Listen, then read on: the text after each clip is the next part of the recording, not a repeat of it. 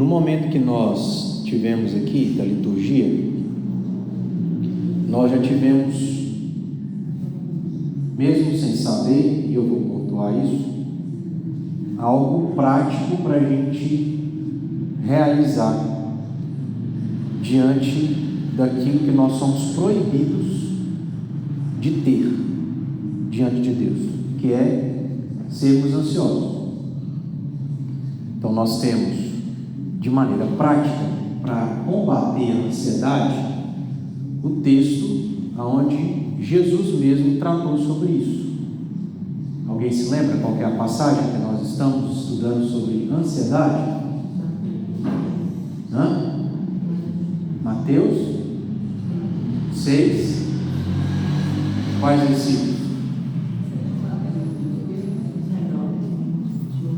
25, a partir do 25 até o versículo 34. Então abra. E aí, estou sendo prático, tá, irmãos? Você que é ansioso, talvez você não esteja, mas se por algum momento, por alguma questão você ficar ansioso, já tem algo prático para te ajudar a não ser ansioso. Mateus 6, a partir do versículo 25. É lógico que os outros versículos também têm relação, a gente já estudou, mas de maneira direta, Jesus vai tratar sobre isso a partir do versículo 25. E o fato de estarmos estudando vai contribuir para que quando você estiver ansioso, se lembrar desse texto e voltar os seus olhos para ele, você relembre daquilo que nós estamos e vamos continuar estudando sobre esse assunto. Mas eu disse que também na liturgia a gente já teve algo prático. Por exemplo, nós lemos aqui o Salmo de número 91. Todo aquele salmo é um salmo que nos ajuda a lembrar, colocar na nossa mente, no nosso coração, estas coisas boas que Deus faz na vida do seu povo. Tudo aquilo lá, a proteção, o cuidado, a provisão, etc. e etc. Porque Deus escolheu nos amar. E esse amor foi demonstrado através da morte de Jesus Cristo na cruz. Se você está ansioso, você tem Salmo 91, você está olhando para o mundo, né, e assusta diante das coisas ruins, todas que acontecem. Salmo 91, calma, tranquiliza o nosso coração, de lembrar quem Deus é e o que Ele faz. Mateus capítulo 6 também. O hino que nós cantamos aqui, que não foi o 104, né? Não quero mencionar o 104, porque os irmãos também não conheciam, mas o 145 é um hino que nos ajuda a declarar aquilo que a gente está com dificuldade de crer, de dizer quando a gente se encontra ansioso. Então, temos várias coisas que Deus deixa para que a gente utilize delas a fim de que nós cumpramos com o que Ele nos ordenou. Estamos proibidos de ser ansiosos. E Jesus vai argumentar, demonstrar de maneira assim, bem ilustrativa, por que nós somos proibidos, por que o crente não pode ser ansioso, por que ele não deve ser ansioso, por que ele não precisa ser ansioso. Não tem motivo, na verdade, para o crente ser ansioso, por isso que ele é proibido. Jesus vai demonstrar aqui algumas coisas, apresentar para nós. Então, vamos ler todo o texto, a partir do versículo 25. Mateus 6, do 25 ao 34. Por isso vos digo, vamos juntos? Não andeis ansiosos. Até aí. Por isso vos digo, vamos de novo? Não andeis ansiosos. Quando você estiver ansioso, você cita metade do versículo 25. Não andeis ansiosos. Aí Jesus vai continuar. Não andeis ansiosos pela vossa vida, quanto ao que haveis de comer ou beber, nem pelo vosso corpo, quanto ao que haveis de vestir. Não é a vida mais do que o alimento e o corpo mais do que as vestes? Observai as aves do céu. Não semeiam, não colhem, nem ajuntam em celeiros, contudo vosso Pai Celeste as sustenta. Porventura não valeis vós muito mais do que as aves? Qual de vós, por ansioso que esteja, pode acrescentar um côvado ao curso da sua vida? E por que andais ansiosos quanto ao vestuário? Considerai como crescem os lírios do campo. Eles não trabalham nem fiam. Eu, contudo, vos afirmo que nem Salomão, em toda a sua glória, se vestiu como qualquer deles.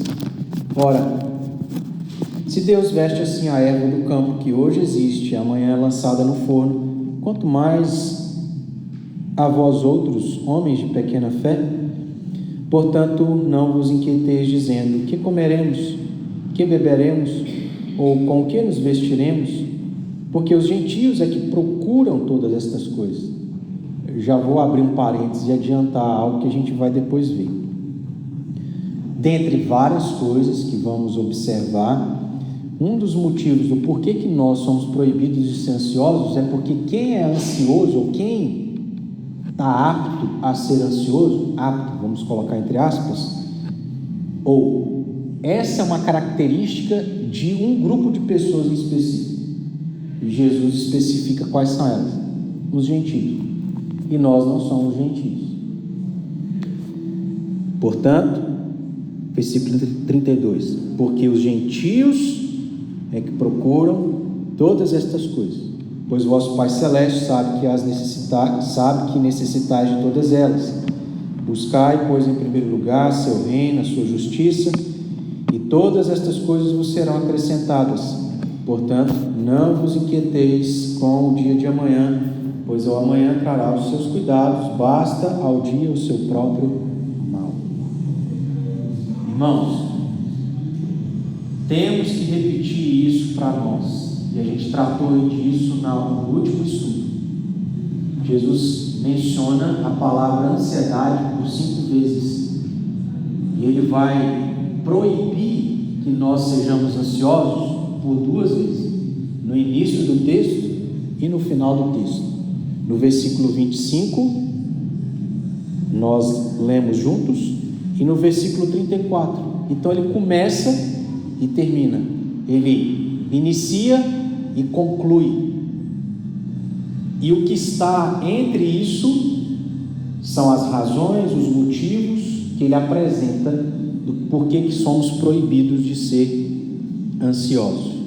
E aí a gente mencionou que, dentre várias coisas que nós podemos dizer do que é ser ansioso, e eu acho que de certo modo não é difícil para a gente também definir o que é ansiedade, porque infelizmente, por mais que sejamos proibidos de ser ansiosos, a gente peca sendo ansioso.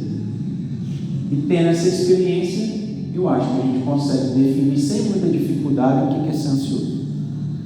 Por exemplo, quem poderia dizer aí o que é ansiedade para você?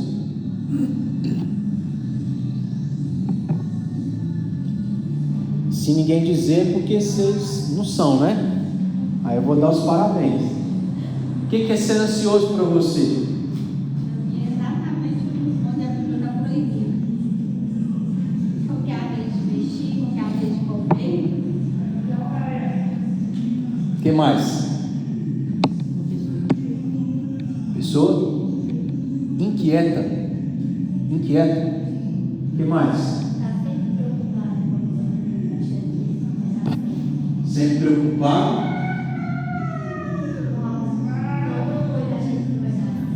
Com alguma coisa achando que não vai. É interessante, né, o que a Ana falou, porque geralmente a gente não pensa que a coisa vai dar, pensa que o negócio não vai dar certo. Aí a gente mesmo é abalado pelo próprio pensamento ruim, a gente não se ajuda, né? Falando desejo de algo, chega não, precisa ficar esperando, não chega. E eu creio que todos nós temos um pouco de ansiedade nesse sentido, né? Quando a gente compra uma coisa na internet, o negócio não chega, você olha e está em paz, está vindo, mas não vem, não chega. campainha não toca, né? O que mais? Tem alguém que queira compartilhar aí o que é ser ansioso?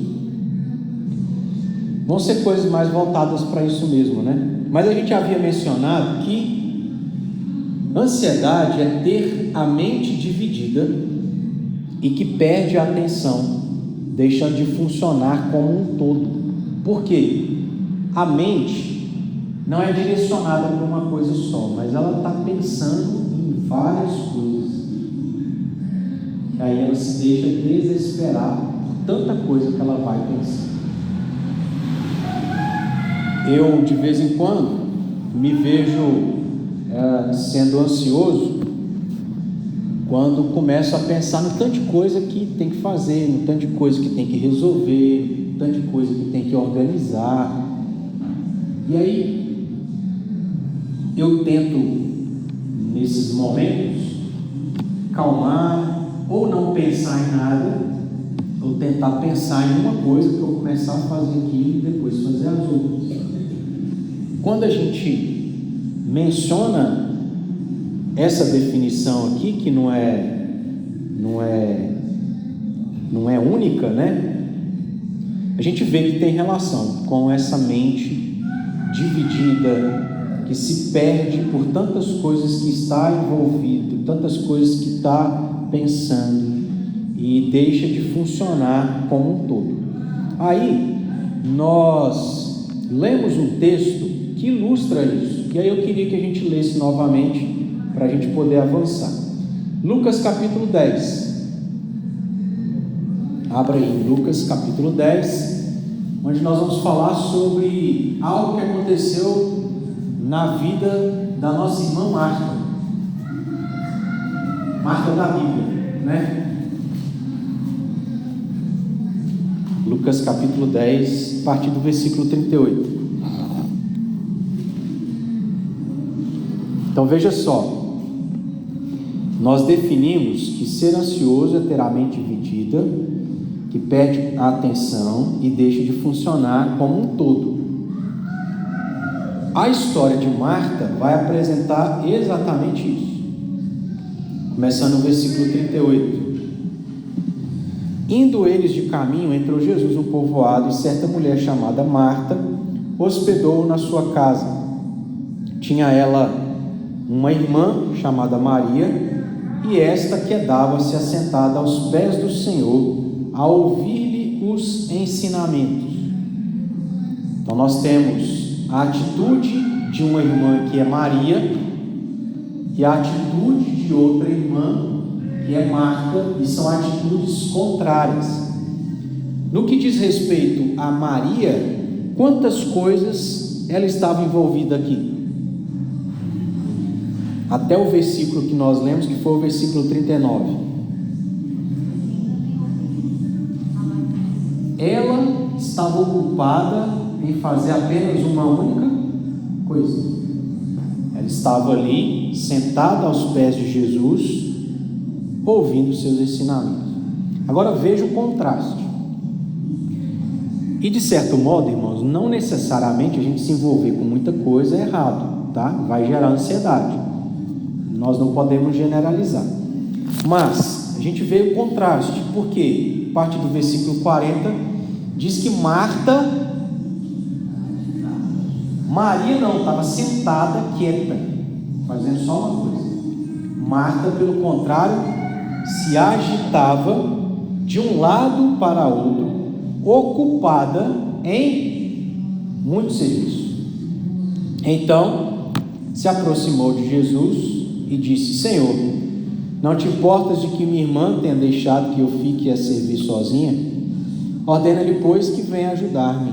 Respondeu-lhe o Senhor: Marta, Marta, andas inquieta e te preocupas com muitas coisas.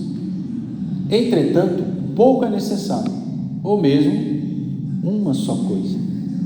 Maria, pois, escolheu a boa parte, e esta não lhe será tirada. O que Jesus nos ensina aqui? De que nós não devemos nos preocupar com muitas coisas. a chamada de atenção a Marta é exatamente nisso. Andas inquieta e te preocupas com muitas coisas. Então não é esse o caminho de nós nos preocuparmos com muitas coisas e nos inquietarmos com muitas coisas. Qual é o caminho certo? Qual é o contraste que Jesus diz no versículo 42? Pouco é necessário. A gente pode, meus irmãos, se envolver com muita coisa. Não necessariamente essas coisas são erradas, mas a realidade, a vida, diz respeito àquilo que é essencial, diz respeito a poucas coisas. E Jesus vai dizer assim: nem há poucas coisas, mas há uma coisa só. Então veja como que a coisa é restrita e limitada. Só que a gente geralmente fica ansioso porque nós somos como Marta, porque a gente anda inquieto, se envolve em várias coisas, se preocupa com várias coisas, e isso então vai nos fazer ter a mente dividida, perder a atenção e deixar de funcionar como um todo. Eu mencionei isso anteriormente, mas vale a pena a gente mencionar de novo. Hoje em dia a gente pode se envolver em muita coisa e, entre aspas, nós podemos nos envolver com muitas coisas, só que nós não temos estrutura para envolver com tanta coisa. Tem coisas que são prioritárias, tem coisas que são mais importantes. E quando a gente se envolve com coisa demais, a gente acaba não fazendo nada bem, porque o tempo é 24 horas. A gente não tem tempo hábil para fazer o tanto de coisa que a gente se envolve que não são necessárias.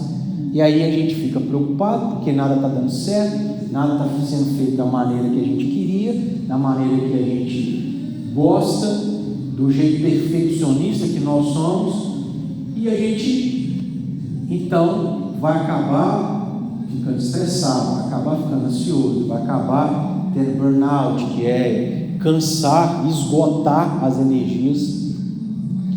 E o que Jesus nos ensina é: pouco é necessário. Eu creio, irmãos, e isso eu tenho tentado adotar, isso eu tenho tentado adotar na minha vida, de envolver com aquilo que é necessário, que é o mais importante. Eu posso abraçar outras coisas? Posso, mas eu estou dando conta? Não. Então, se eu não estou dando conta, eu preciso abrir mão e focar em coisas que são mais necessárias. Isso tudo Jesus nos ensina quando a gente olha para essa passagem, e a gente está olhando para ela porque ela é uma boa ilustração dessa definição do que é ser ansioso: ter mente dividida, que perde a atenção, deixando de funcionar como um todo. Eu já citei isso aqui e vou citar novamente. Um comentarista diz assim, que Marta realmente não sabia onde estava e nem o que queria, porque ia para um lado e ia para o outro.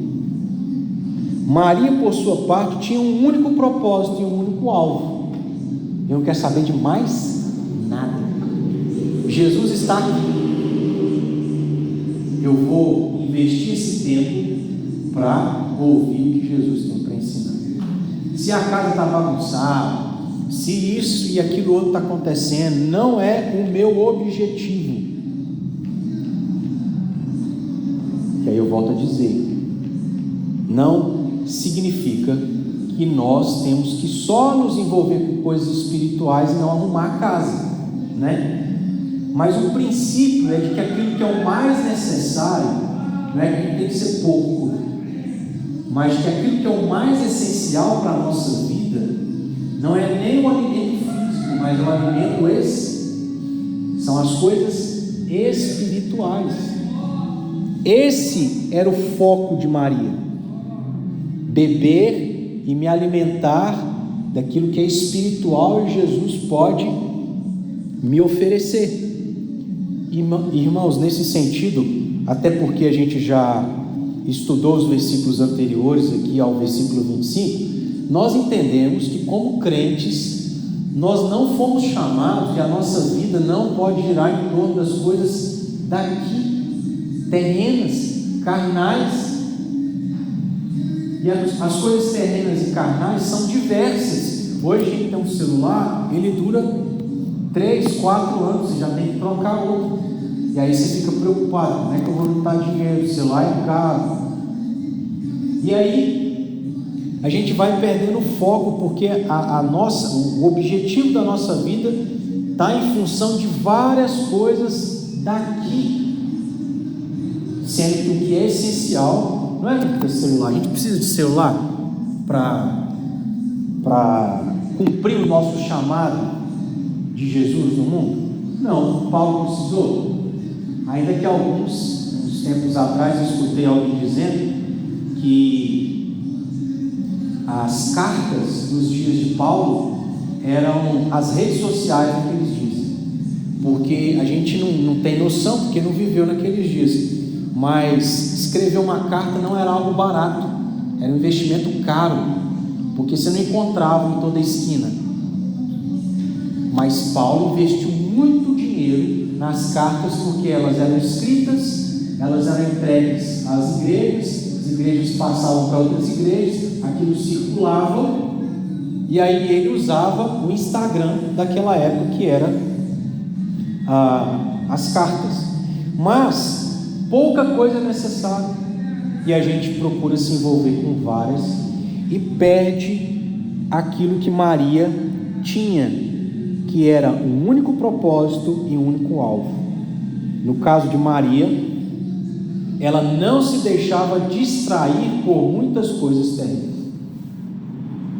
Pensa nisso, irmãos. Quando a gente vai tirar um tempo para ler a Bíblia, são poucas as coisas que nos distraem. Ou o celular vibrando, ou o celular tocando, já nos distrai e a gente já deixa de fazer aquilo que a gente estava fazendo. Mas Maria não se deixava distrair por muitas coisas terrenas. O nosso problema, a gente já pontuou isso, é que abraçamos e nos ocupamos em muitas coisas que não precisamos. Concordam? É pouca coisa. A gente conhece o texto que Paulo vai falar, aonde ele diz: tendo que comer e o que beber ou o que vestir. Está ótimo. Pouco é necessário, mas a gente abraça muita coisa. A gente quer salvar o mundo todo, né? A gente quer mudar o mundo inteiro. Pouco é necessário. Nesse sentido, a gente tem algo prático para fazer, que é diminuir algumas coisas que a gente não precisa estar fazendo. Dá uma freada, irmãos, dá uma desacelerada, desce alguns degraus, começa a corrigir o que é mais básico e essencial, para depois, se você tiver condição, você avançar. E a gente está avançando fora da hora, fora do tempo, e algumas coisas que são mais importantes estão ficando desajustadas, estão sendo negligenciadas, e a gente precisa arrumar a casa primeiro, para depois ir para fora. Não tem mistério, é algo prático, que aí a gente tem que pontuar, ter tempo para refletir como é que estão as coisas na nossa vida e corrigir, colocar em prática. Isso aqui não preciso, isso aqui não preciso, isso aqui eu preciso. E começa no que é mais essencial, que é a vida com Deus. O nosso propósito, o fim principal do homem é glorificar a Deus e se alegrar nele. Pergunta que a gente precisa fazer: como está a nossa vida com Deus? Como que está a nossa intimidade com Deus? Como é que está a nossa leitura bíblica? Como é que está a nossa vida de oração com Deus? Nós tivemos uma vigília em junho, que a eleição foi primeira semana de julho, né? Então nós tivemos uma vigília em junho. Tivemos dificuldade. Porque era noite, madrugada. Agora nós vamos fazer uma vigília que começa às 7 e termina às 7 da noite. Aí eles não, porque tive que ir no Mocambo, porque estou trabalhando. A gente tem dificuldade, né? Porque não é a nossa prioridade. A gente está se ocupando com várias coisas e Jesus disse: pouca coisa é necessária.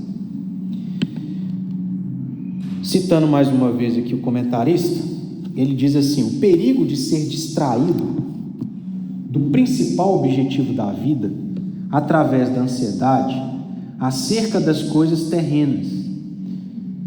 Então isso é um perigo, nós sermos distraídos do principal objetivo da nossa vida quando a gente se cerca de coisas terrenas. E eu quero te dizer o seguinte: você acha que o propósito do diabo é nos fazer distrair do principal objetivo da nossa vida ou não? E nos dias de hoje, irmãos, que distração fácil que a gente tem? Porque a gente pode morar dentro do nosso quarto e não sair do quarto, e ali você fica distraído por causa de um celular. Olha os dias que nós vivemos, né? Talvez seja estratégia do inimigo para tirar de nós o foco principal do que é a vida, que é servir a Cristo, viver para a glória de Deus, e nem tanto para os nossos próprios deleites e prazeres. O comentarista continua: o perigo de se descuidar e de se preocupar com as coisas desta vida. A gente está se preocupando com coisas que não precisava estar se preocupando, de maneira que tanto olhamos para as coisas terrenas que acabamos nos esquecendo de Deus. Eu te pergunto: a gente se lembra de Deus ao longo do dia? A gente está falando com Deus ao longo do dia? A gente está dando testemunho de quem Deus é através da nossa vida ao longo do dia? A gente está falando de Deus para as pessoas ao longo do dia? Não, a gente sai no domingo à noite, depois de ouvir um sermão, depois de ter um tempo de comunhão, vai comer fora, se for o caso, você chega em casa, aí você vai dormir, começa a segunda-feira e tem que trabalhar, pagar a conta, resolver isso, resolver aquilo outro. E a gente, ao se envolver demais com as coisas dessa vida, a gente é distraído, fica ansioso, que ansiedade é isso, e a gente se esquece de Deus. É a nossa realidade, irmãos. E para mim, muitos crentes estão vivendo ansiedade porque estão abraçando coisas que não deveriam e deixando de priorizar as coisas mais essenciais, que são as coisas espirituais. Se a nossa vida espiritual não estiver boa, não importa se a gente tiver dinheiro, não importa se a gente está viajando 2, 3 vezes por ano de férias, nós não vamos estar bem. Esse perigo de vivermos uma vida dupla, um falso ponto de vista, um dualismo de propósitos, porque a gente está vivendo ora para Deus quando está dentro da igreja, ora vivendo para as coisas desta vida quando estamos fora da igreja. Ou seja, a vida do crente no mundo não é para se distrair com as coisas do mundo. Pouca coisa é necessária.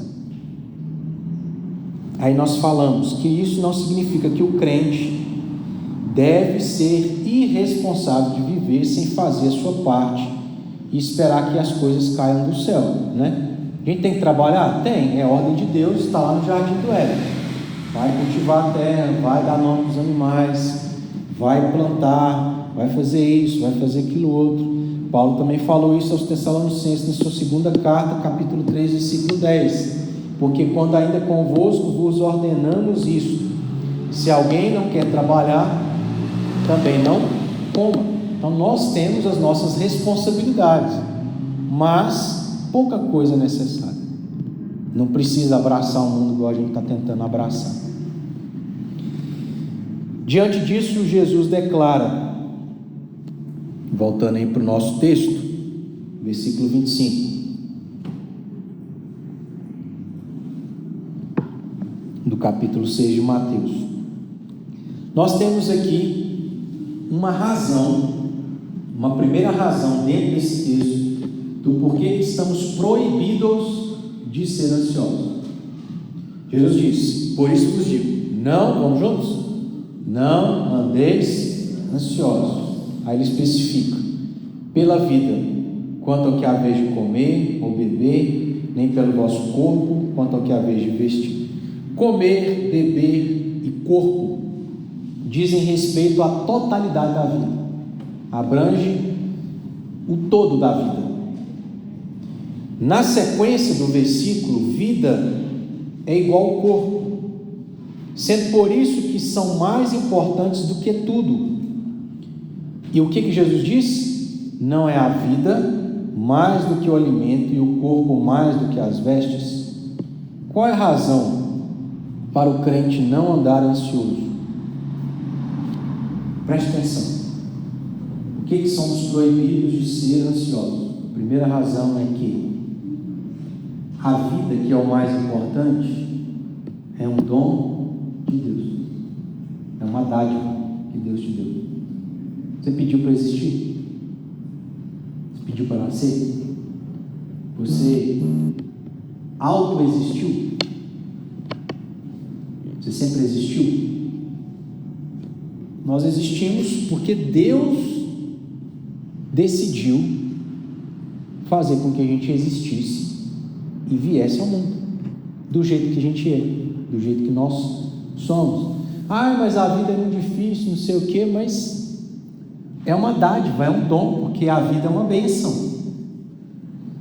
Se nós não tivéssemos existido, nós nunca íamos conhecer essa realidade, desfrutar do que ela proporciona para nós. Nós nunca íamos desfrutar do que é a vida eterna em Cristo Jesus. A vida é uma dádiva. Quando Jesus diz, não é a vida mais do que o alimento e o corpo mais do que as vestes, ele está dizendo assim, presta atenção. Para que você está andando ansioso? Se a vida é Deus quem te deu. E qual é a importância disso? De saber que Deus deu para nós a vida. Que aquilo que Deus dá, Deus mantém. Aquilo que Deus dá, Deus cuida. Aí eu vou citar aqui mais uma vez o comentarista. E nesse sentido ele diz: é como se o Senhor tivesse dito: considerem essa sua vida, a respeito da qual vocês tendem por preocupar-se e ficar ansiosos. Como é que vocês obtiveram essa vida? De onde é que ela veio? E a resposta, naturalmente, é que a vida é um dom de Deus. O homem é incapaz de criar vida. O homem não consegue dar vida nem a si mesmo. Nenhum de nós jamais resolveu vir a este mundo.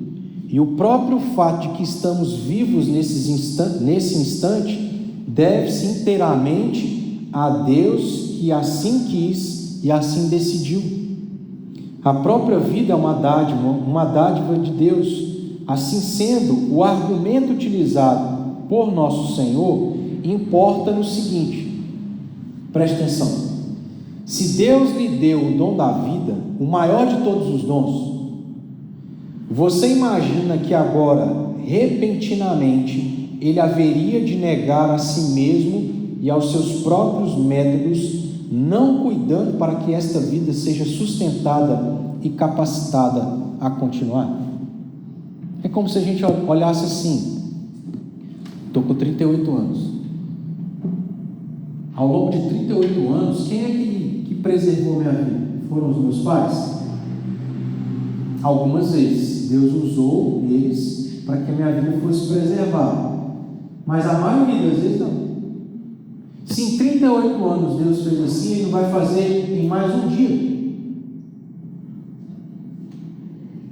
Ele é incapaz de fazer isso em mais um dia. Se Ele quiser, Ele tem poder para fazer. E se a gente pensar nesse sentido, a ansiedade vai embora. Porque eu sei que, se depender de mim, eu não consigo manter a minha própria vida. Mas Deus, que já manteve a minha vida por 38 anos, pode mantê-la mais um dia. Deus tem a sua própria maneira de fazer isso. Porém, o argumento usado por Cristo é que eu jamais tenho necessidade de ficar preocupado com tal questão. E é isso que Jesus vai ilustrar a partir do versículo 26. E a gente vai ver depois. Agora, tem um detalhe aqui e a gente para por aqui. É que Deus não vai dizer para nós, e Ele não tem que ficar. Deus tem que dar satisfação para a gente, irmãos. Ele é criador e nós somos criaturas. Você fica dando satisfação para o seu cachorro? Fica. Deus não tem que ficar dando satisfação para a gente. O que Ele diz é assim, é mais ou menos o que a gente também diz, hein, para os nossos pets. Nós, estou generalizando, porque eu não tenho. O que indiretamente você diz para os seus pets? Ô Nara, fica tranquilo aí, que todo dia você vai ter a sua comidinha. Não precisa ficar ansiosa. Você vai ter todo dia. Aí como é que é o nome do seu cachorrinho lá? O Scooby. Scooby, calma, fica tranquilo. Sua comidinha todo dia vai ter aqui. Você é mais um Ralph. São dois, né? Irmãos, a mesma coisa. Deus está dizendo assim: eu sou criador, vocês são criaturas, eu dei o dom da vida, eu já tenho sustentado vocês esses anos todos os dias. Calma, amanhã vai ter também. Agora, essa é a verdade. Só que Deus não nos dá satisfação de como é que Ele vai fazer, como que Ele vai agir. Como é que você perdeu o seu trabalho? Você era o único mantenedor da sua casa. E a gente só consegue comprar alimentos se a gente trabalhar para receber o dinheiro e usar o dinheiro para comprar o alimento. Mas você perdeu o trabalho, e aí, como é que vai ser? Não sei. A questão é que Deus fala assim: pede, não fica ansioso não, que eu vou dar um jeito. E qual é a diferença de Deus para conosco? É de que nós somos limitados e nós somos impotentes.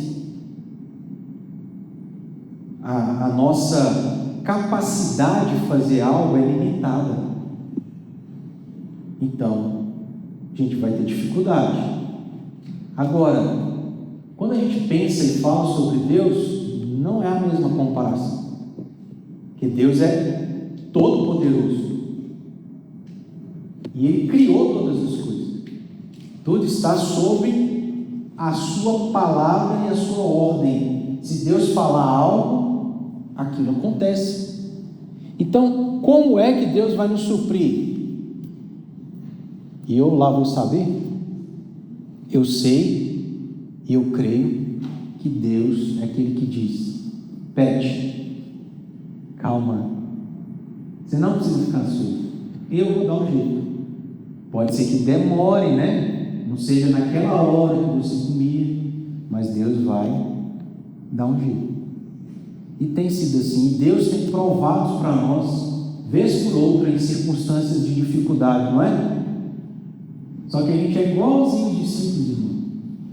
Jesus multiplicou os pães e os peixes, depois teve uma segunda multiplicação e os discípulos falaram assim: Jesus, como é que nós vamos alimentar essa multidão aí?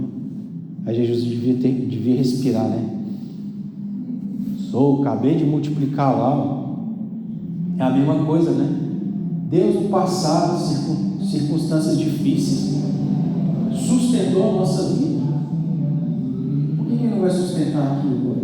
Por que isso vai ser impossível para Ele? A questão é que Deus não diz para nós como Ele vai fazer. O que Ele quer é que a gente creia, tenha fé de que Ele vai fazer. Ok, irmãos? Então, a gente para por aqui, lembrando que de maneira prática, eu estou pontuando essas questões práticas, porque é o colocar em prática que vai ajudar a gente a não ser ansioso. E a primeira questão prática que Jesus apresenta para nós como argumento que a gente não precisa ser ansioso é que nós somos pés. Ele é o Criador, nós somos a criatura. A comida do dia Deus vai te dar. Às vezes não vai ser uma lasanha, mas vai ser um arroz de dormido, né? Às vezes não vai ser um bife, mas vai ser um ovo. Ficar você não vai ficar. Amém? A vida é um dom de Deus, é uma dádiva. Deus nos deu e Ele tem sustentado e provido para nós todos esses anos da nossa vida e vai continuar sendo assim até o último. Vamos orar? Fique de pé e que possamos agradecer a Deus pelo dom da vida. Todos os dias, irmãos, nós temos motivo para a gente acordar e agradecer. Senhor, agradeço pelo dom da vida, agradeço por aquilo que o Senhor já preparou para mim, pelo alimento que o Senhor já proveu, pelas bênçãos e, obviamente, por Jesus Cristo, a nossa salvação. Senhor, te louvamos, te agradecemos, porque o Senhor nos deu o dom da vida. Desde a eternidade, o Senhor escolheu nos fazer existir, ser como somos e vivermos como temos vivido. Mas principalmente o Senhor também nos escolheu para ter a vida eterna, para sermos alcançados por Jesus Cristo. Quão abençoados somos! Quantas coisas o Senhor tem feito, meu Deus, e servem de prova que a gente não precisa se desesperar. E o Senhor sabe que é difícil. É difícil isso para nós. Chaves que está tudo no controle das nossas mãos. O Senhor sabe o quanto que é difícil para nós confiarmos, ter fé, de descansar de que é o Senhor que vai fazer alguma coisa, não somos nós. E às vezes o Senhor nos permite enfrentarmos certas circunstâncias onde a gente se vê limitado, impotente, incapaz de fazer absolutamente qualquer coisa, para mostrar que nós não somos nada, mas de que o Senhor é tudo, de que o Senhor pode tudo, e de que o Senhor nos deu a vida, e é o Senhor que está e continuará preservando a nossa vida. Então nos ajude a não sermos ansiosos, em nome de Jesus Cristo. Amém.